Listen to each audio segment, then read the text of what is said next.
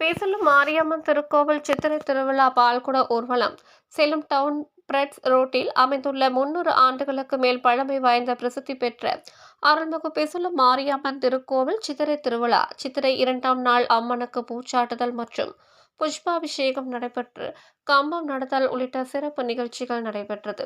தொடர்ச்சியாக அம்மனுக்கு பால்குட ஊர்வலம் நடைபெற்று பக்தர்கள் ஊர்வலமாக பால் குடங்களையும் தீர்த்த குடங்களையும் தலைமையில் சுமந்து கொண்டு பம்பை தாரை தப்பட்டை மேளதாளங்கள் முழங்க ஆலயத்தை வந்தடைந்தனர். பின்பு மூலஸ்தானத்தில் காட்சியளிக்கும் ஸ்ரீ பிசுலு மாரியம்மனுக்கு பாலாபிஷேகம் செய்து சிறப்பு அலங்காரத்துடன் பூஜை நடைபெற்றது. இந்நிகழ்ச்சியின் தொடர்ச்சியாக புதன்கிழமை பொங்கல் வைத்தல், வியாழக்கிழமை ஆட்டக்காரர்கள் மாறுவேடம் பூண்டு ஆடுதல், சக்தி கரகம் கோட்டை பெரிய மாரியம்மன் ஆலயம் அடைந்து அதன் பிறகு மேட்டூர் காவிரியில் சக்தி கரகம் ஆற்றில் விடப்படும் நிகழ்ச்சியும், வெள்ளிக்கிழமை சமபந்தி விருந்தும் சத்தாபரண நிகழ்ச்சி, சனிக்கிழமை அம்மன் வீதி விழா, மஞ்சள் நீராடல், ஞாயிற்றுக்கிழமை கும்ப பூஜை நடைபெற்று திருவிழா இனிதே நிறைவு பெறுகிறது என ஆலயத்தின் விழா குழுவினர் தகவல் தெரிவித்தனர். இந்நிகழ்ச்சியில் ஏராளமான பக்தர்கள் கலந்து கொண்டு தரிசனம் செய்தனர். கலந்து கொண்ட பக்தர்களுக்கு அன்னதானம் வழங்கப்பட்டது. இந்நிகழ்ச்சி ஏற்பாடுகளை விழா குழுவினர் சம்பத், விஜயகுமார், நாகேந்திரகுமார், தர்மராஜ், விஜயகுமார், சரவணன், தங்கதுரை, மூர்த்தி, சசி மற்றும் ஊர் பொதுமக்கள் சிறப்பாக செய்திருந்தனர்.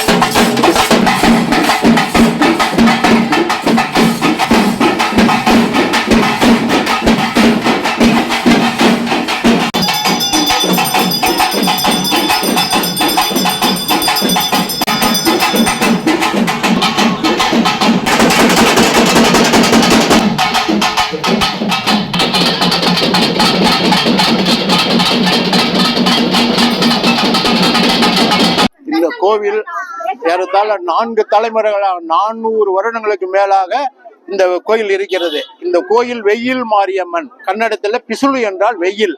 ஆக தமிழ்நாட்டிலே வெக்காளியம்மன் அண்டு பிசுலு மாரியம்மன் 2 தான் மேற்கூரை இல்லாத இருக்கும். ஏன்னா இதுல ஒரு ஐதீகம் இருக்கிறது. மேற்கூரை போட்ட ஒரு தடவை நெருப்பு பிடித்ததனால் இந்த கோயிலுக்கு கூரை போடுவதில்லை. இன்று ஏப்ரல் மாத சித்திரையில தான் நாங்கள் பண்டிகை கொண்டாடுவோம். இன்று பூச்சாட்டுதல் முடிந்து 15 நாட்கள் ஆகிவிட்டது. இன்று சக்தி அளிக்கிறது. அதன் ஒரு பகுதியாக இன்று பால் குடம் எடுத்து அம்மனுக்கு அபிஷேகம் செய்து ஈவினிங் தியாசபெக்கல் சொசைட்டியிலிருந்து சக்தி கரகம் பெரியமாரிமங்கோல் போய் சேரும். அங்கிருந்து 12 மணி அளவிலே மறுபடியும் வந்துவிடும். செவ்வாய்க்கிழமை வேற புரோகிராம் நடக்கும். புதன்கிழமை ஊர் பொங்கல் வைப்பார்கள். வியாழக்கிழமை வேஷம் கட்டி ஆடுவார்கள். அம்மன் கரகம் பிசுல் மாரியம்மன் கோயிலிருந்து பெரிய மாரியம்மன் கோயில் சேர்ந்து அங்க கரகத்தை பிரித்து மேட்டூரில் கரைத்து விடுவார்கள். இது ஐதீகம்.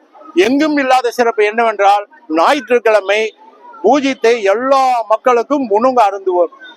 அது இந்த கோயிலோட தனித்தன்மை. இந்த கோயில் தமிழ்நாடு இந்து அறநிலையத்திற்கு பாத்தியப்பட்டது. இது